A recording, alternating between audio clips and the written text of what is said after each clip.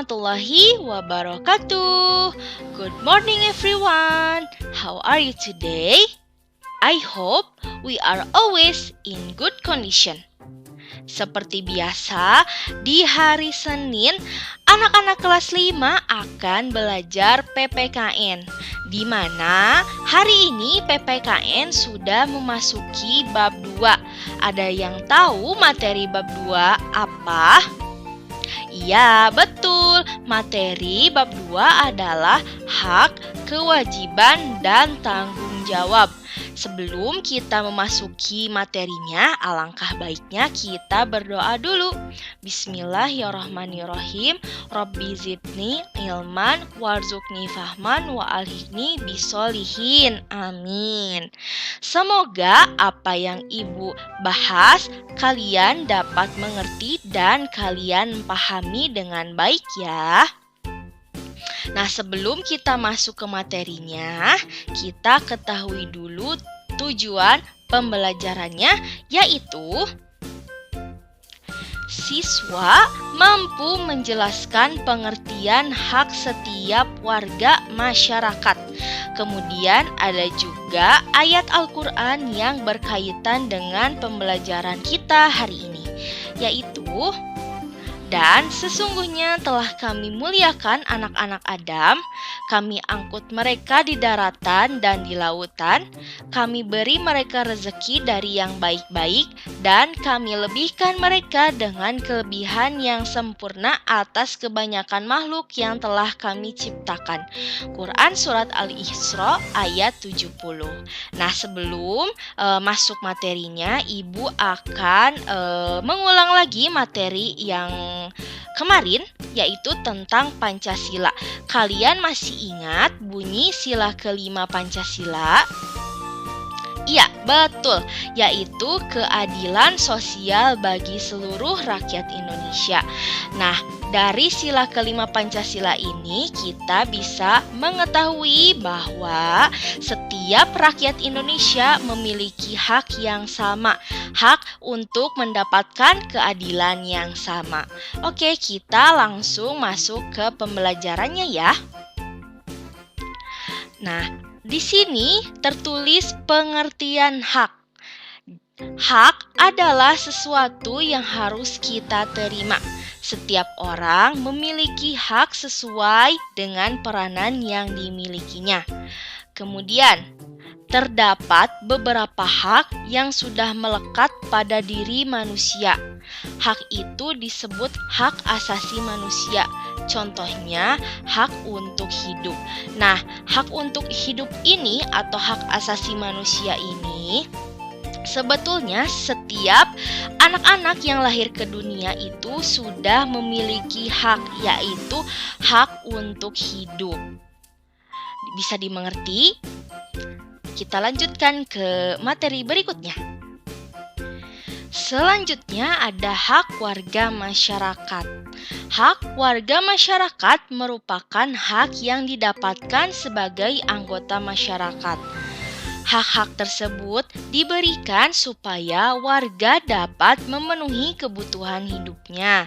Nah, oleh karena itu, hak warga masyarakat dilindungi oleh pemerintah. Cara pemerintah untuk melindungi hak warga masyarakatnya yaitu dengan membuat suatu peraturan. Nah, apabila warga tidak mendapatkan haknya atau pemerintah gagal melindungi hak warganya, maka warga dapat menuntut apabila ia tidak menerima haknya dengan baik. Selanjutnya ada hak sebagai warga masyarakat adalah sebagai berikut. Yang pertama adalah hak untuk berpendapat di depan orang banyak. Nah, pendapat adalah pikiran yang kita miliki tentang sesuatu. Nah, saat memberikan pendapat atau saat kita mengungkapkan pendapat yang kita miliki itu kita bisa menyampaikannya dengan bebas. Kemudian orang lain juga tidak boleh memotong ucapan kita apabila kita belum selesai saat menyampaikan pendapat kita. Kemudian, orang lain juga tidak berhak atau tidak boleh memaksakan pendapatnya kepada kita jika kita memang tidak menyetujui pendapat orang itu. Selanjutnya, yang kedua adalah hak untuk mendapatkan fasilitas umum. Contoh dari fasilitas umum antara lain jalan raya, trotoar, halte, dan rumah sakit. Nah, kita berhak menggunakan jalan raya dan trotoar saat berpergian keluar rumah. Kita juga berhak menunggu angkutan umum di halte. Dan apabila kita terserang penyakit, kita juga berhak untuk mendapatkan perawatan di rumah sakit. Nah, selanjutnya yang ketiga yaitu hak untuk mendapatkan rasa aman di jalan raya. Pengemudi mobil misalnya atau sepeda motor di jalan raya dapat mengganggu pejalan lainnya jika mereka tidak berkendara dengan tertib. Kalian juga pasti sering melihat orang-orang yang menggunakan sepeda motor jika di jalan raya terjadi kemacetan. Orang-orang yang menggunakan sepeda motor akan menggunakan trotoar sebagai jalan pintas agar mereka sampai ke tempat tujuan dengan cepat. Nah, hal ini menyebabkan hak pejalan kaki dapat terganggu dan haknya dapat diambil secara paksa oleh pengendara sepeda motor tersebut. Hal ini tidak baik dilakukan. Yang keempat adalah hak untuk menganut agama dan melaksanakan ibadah. Kalian masih ingat bunyi sila pertama Pancasila, yaitu ketuhanan yang Maha Esa, di mana kita berhak untuk menganut agama atau kepercayaan yang kita yakini tanpa paksaan. Kemudian kita juga berhak melaksanakan ibadah sesuai ajaran agama dengan tenang. Dan orang lain tidak boleh mengganggu kita saat kita melaksanakan ibadah. Nah, yang kelima yaitu hak untuk memperoleh pendidikan.